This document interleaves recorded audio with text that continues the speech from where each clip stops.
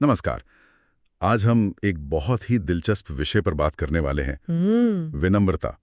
और जीवन में इसकी क्या जगह है, क्या अहमियत है, इसके लिए हम अशोक कुमार गुप्ता जी का एक लेख है, विनम्रता ही सच्ची ऊंचाई है, उसी का कुछ विचारों को समझने की कोशिश करेंगे। जी। और ये विचार अपने आप में काफी मतलब सोचने पे मजबूर करते हैं। हाँ बिल्कुल। हम अक्सर सोचते हैं कि बड़ा बनने के लिए, ऊंचा उठने के लिए शायद ताकत चाहिए, थोड़ी अकड़ चाहिए, पर यह स्रोत कुछ और ही कह रहा है। सही कहा, ये तो उल्टी बात कह रहा है कि भाई बड़ा बनना है तो पहले छोटा बनो, मतलब विनम्र बनो। हाँ, यही यही सवाल है कि ऊंचा उठने के लिए झुकना क्यों जरूरी है और कैसे। तो चलिए इसी पर थोड़ी गहराई से बात करते हैं। स्रोत का जो मूल संदेश है वो यही लगता है कि सफलता अहंकार से नहीं, विनम्रता से मिलती है। बिल्कुल। और स्रोत ना इसे समझाने के लिए एक बड़ा सुंदर उदाहरण देता है प्रकृति से। अच्छा। हमारे अपने मुंह के अंदर ही जीभ और दांत। ओ, जीभ और दांत कैसे? सोचिए, ईश्वर ने पहले क्या बनाया? हम्म। नरम लचीली जीभ, हाँ। जो स्वाद लेती है, बोलने में मदद करती है और मतलब आमतौर पर जीवन भर साथ रहती है। हाँ, ये तो है।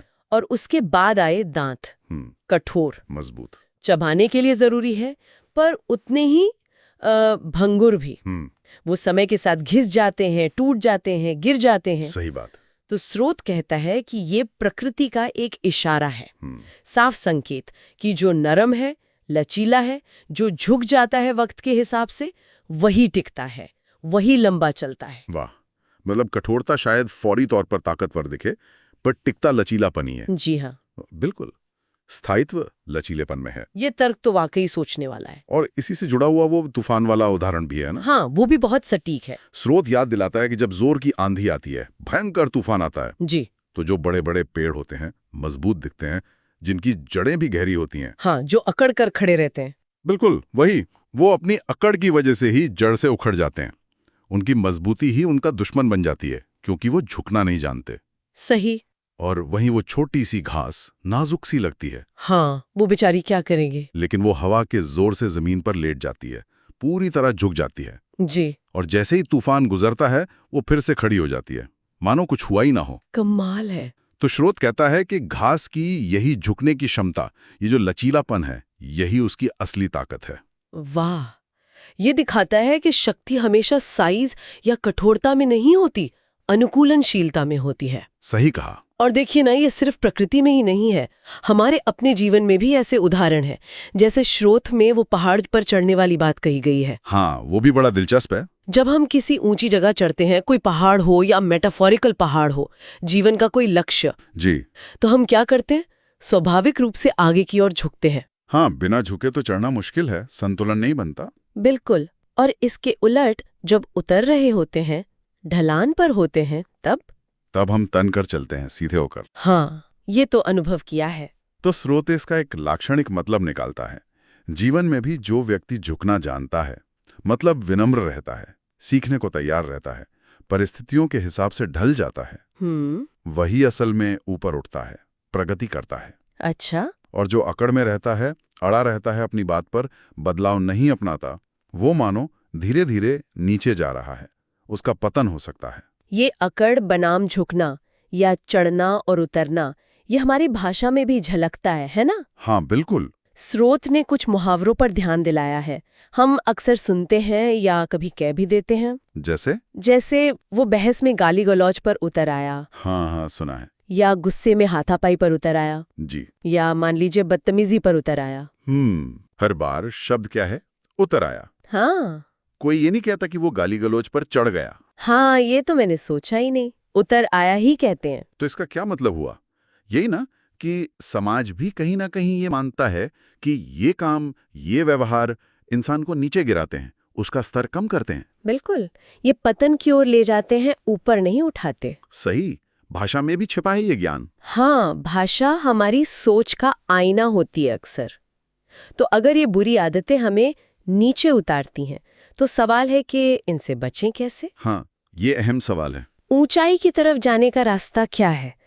स्रोत कोई मुश्किल रास्ता नहीं बताता, सीधी सी सलाह देता है। क्या? नरम रहें, सरल रहें, सहज रहें। मतलब जीवन में फालतू की उलझनों और अहंकार के बोझ से बचें। सुनने में तो आसान लगता है। हाँ, पर करने में शायद उतना नहीं।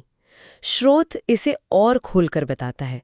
कहता है, जहां तक हो सके शिकायतों की जगह मुस्कुराहट रखें। अच्छा। हर बात में नुक्स निकालने की बजाय कुछ अच्छा देखने की कोशिश करें। घमंड की जगह विनम्रता चुनें। और सबसे जरूरी, कठोरता की जगह संवेदना, मतलब दूसरों के प्रति हमदर्दी, करुणा का भाव।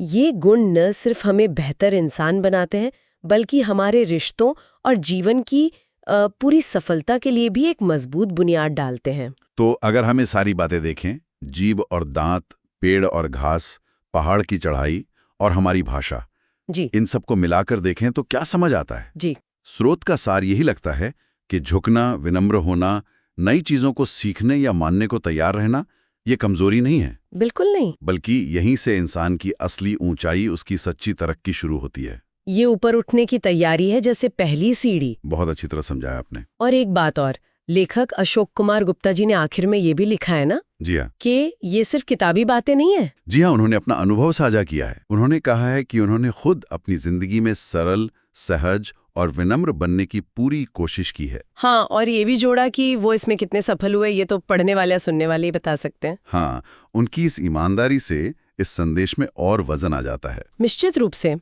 तो कुल मिलाकर ये स्रोत हमें यही समझा रहा है कि विनम्रता कोई दिखावटी चीज नहीं है, ये एक अंदरूनी ताकत है। ये कमजोरी का नहीं, बल्कि गहरे आत्मविश्वास और ठहराव का प्रतीक है। सही। ये सच्ची प्रगति और असली ऊंचाई की बुनियाद है। प्रकृति से लेकर जीवन के अनुभवों तक सब यही इशारा करते हैं। हाँ। और ये समझना जरूरी है कि यहाँ झुकने का मतलब सिर्फ शरीर से झुकना नहीं है। हाँ, ये महत्वपूर्ण है। इसका मतलब है मानसिक लचीलापन, व्यवहार में नरमी, नई परिस्थितियों के हिसाब से ढल जाना, दूसरों की राय का सम्मान करना और अपने अहंकार को थोड़ा पीछे रखकर सीखते रहने की इच्छा रखना। हाँ, ये एक पूरा पैकेज है एक तरह से। अच्छा, अब चर्चा के अंत में आ रहे हैं तो एक विचार मेरे मन में आ रहा है। जी, बताइए। श्रोत ने शारीरिक रूप से झुकने के उदाहरण दिए, जैसे घास का झुकना या पहाड़ चढ़ते समय झुकना। जी। और उसका संबंध लाक्षणिक झुकने यानी विनम्रता और मानसिक लचीलेपन से जोड़ा है। हाँ। तो क्या ऐसा हो सकता है? मतलब क्या ये मुमकिन है कि अगर हम जानबूझकर शारीरिक स्तर पर अपना लचीलापन बढ़ाएं, जैसे योगा या स्ट्रेचिंग से? हाँ बिल्कुल। या मान लीजिए सचेत रूप से अपनी बॉडी लैंग्वेज, अपने पोस्चर को थोड़ा खुला रखें, ग्रहणशील रखें, तो क्या इसका असर हमारे मानसिक लचीलेपन और विनम्रता पर भी पड़ सकता है? क्या तन के लचीलेपन और मन के लचीलेपन में कोई सीधा रिश्ता है? ये तो बहुत दिलचस्प सवाल है। मतलब क्या शरीर को साधने से मन भी सधता है? हाँ, कुछ ऐसा ही। इस पर सोचा जा सकता है। ये स्रोत से ही निकला एक विचार है जिस पर और गौर किया जा सकता है। बिल्कुल, सोचने के लिए एक अच्छा बिंदु है ये। तो स्रोत के लेखक के शब्दों में ही कहें तो आपका जीवन मंगलमय हो।